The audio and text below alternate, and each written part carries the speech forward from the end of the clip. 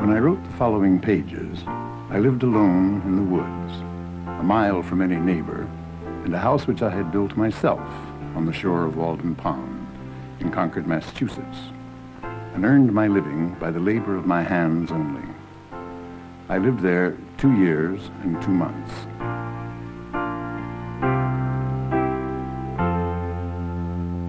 Could a greater miracle take place than for us to look through each other's eyes for an instant?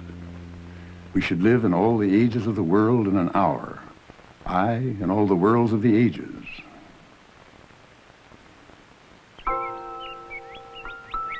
A lake is Earth's eye, looking into which the beholder measures the depth of his nature.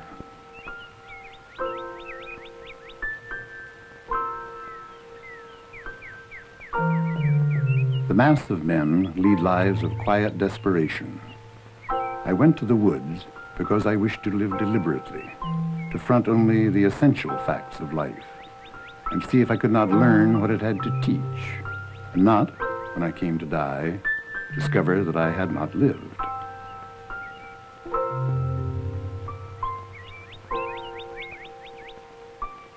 My house was on the side of a hill, in the midst of a young forest of pitch pines and hickories, and 6 rods from the pond to which a narrow footpath led down the hill.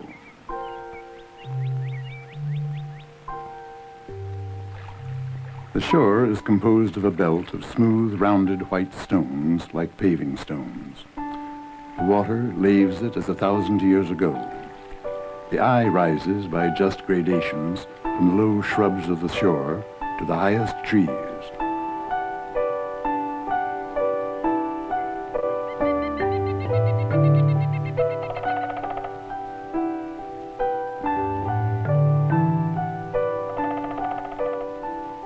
The whole tree itself is but one leaf, and rivers are still vaster leaves whose pulp is intervening earth. And towns and cities are the ova of insects in their axils.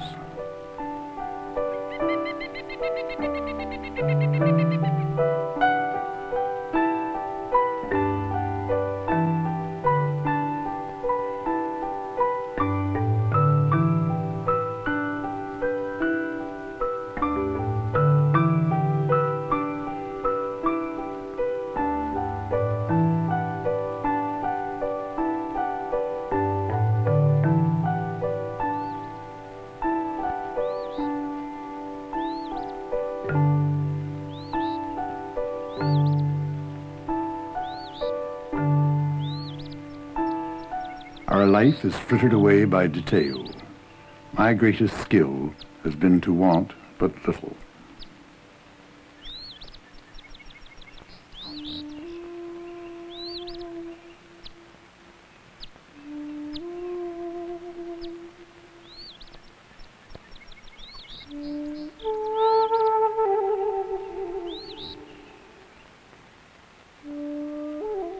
Gradually, from week to week, the character of each tree came out, and it admired itself, reflected in the smooth mirror of the lake.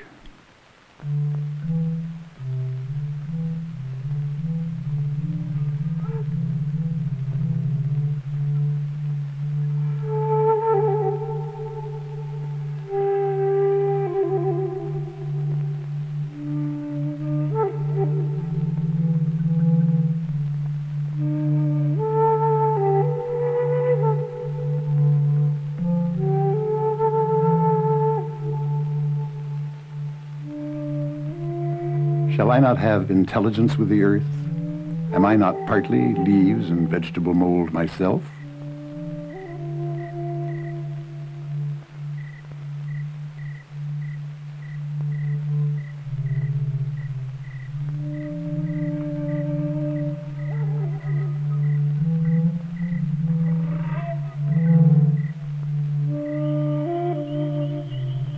This is a delicious evening, when the whole body is one sense and imbibes delight through every pore.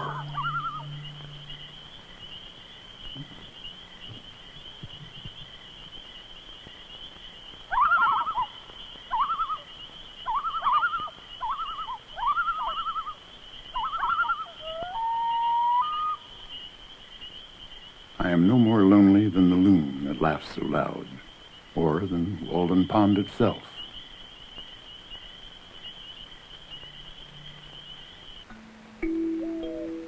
Every morning was an invitation to make life of equal simplicity, and I may say innocence, with nature herself.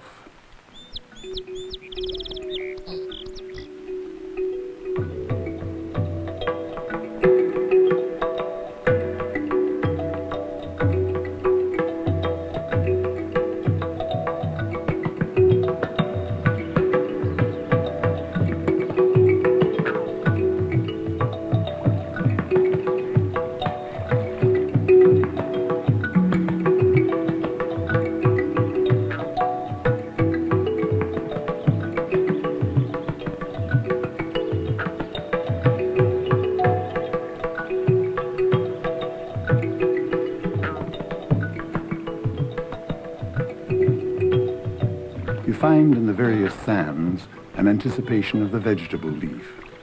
No wonder that the earth expresses itself outwardly in leaves. It so labors with the idea inwardly.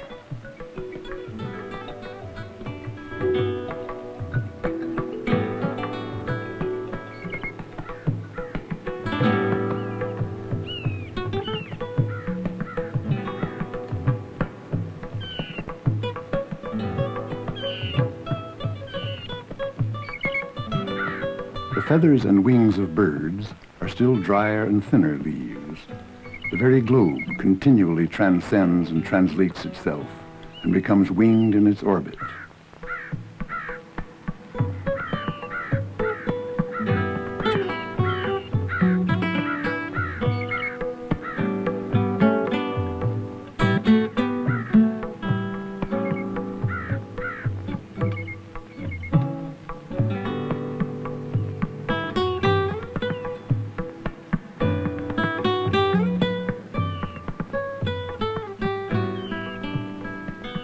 I am no more lonely than a single mullein or dandelion in a pasture, or a bean leaf, or sorrel, or a horsefly, or a bumblebee.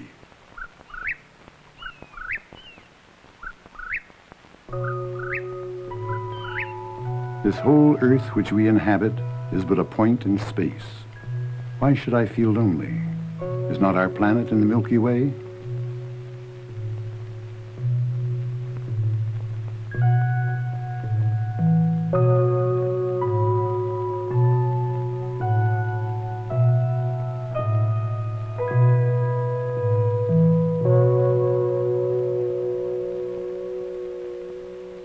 When I came out onto the railroad on my way home, its yellow sand heap stretched away gleaming in the hazy atmosphere. We do not ride on the railroad, it rides on us. Men have become the tools of their tools.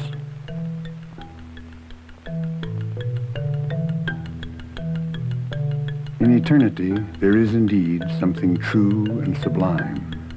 But all these times and places and occasions are here and now.